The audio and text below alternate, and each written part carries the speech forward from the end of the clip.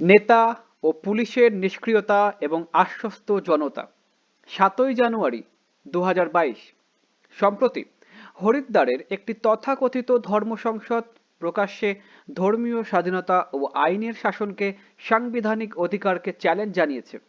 এই সংসদে যারা উপস্থিত ছিলেন তাদের শপথ বাক্য পাঠ করানো হয়েছিল যে তারা ভারতকে হিন্দু রাষ্ট্র হিসাবে গড়ে তোলার জন্য লড়াই করবে, মরবে এবং হত্যা করবে।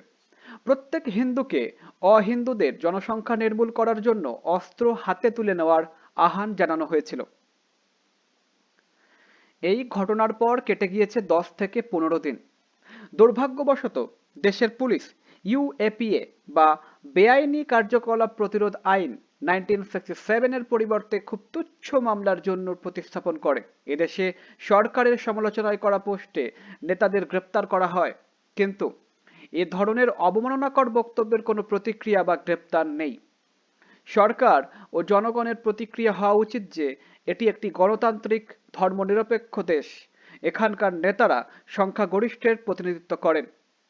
ঢেউ বিষয়টি হলো যে এই ঘটনাটিকে দেশের ডজন ডজন বিরক্তিকর ঘটনার সাথে যুক্ত হিসাবে দেখা উচিত এবং এটির প্রতি একটি তীক্ষ্ণ প্রতিক্রিয়া তৈরি করা উচিত।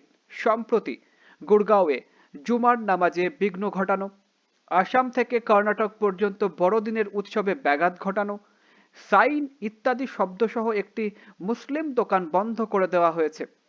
অনিচ্ছা তো আছেই। এসবের ফলে এ ধরনের কর্মকাণ্ডের সঙ্গে জড়িত জনতা বুঝতে শুরু করে যে ধর্মের ছদ্মবেশে সংঘটিত অবৈধ কাজ থেকে এটি সম্পূর্ণ নিরাপদ হতে পারে। দেশের নেতারা এ ধরনের বিষয়ে তাদের নিষ্ক্রিয়তার গুরুত্ব বুঝতে পারবেন বলে আশা করা যেতে পারে।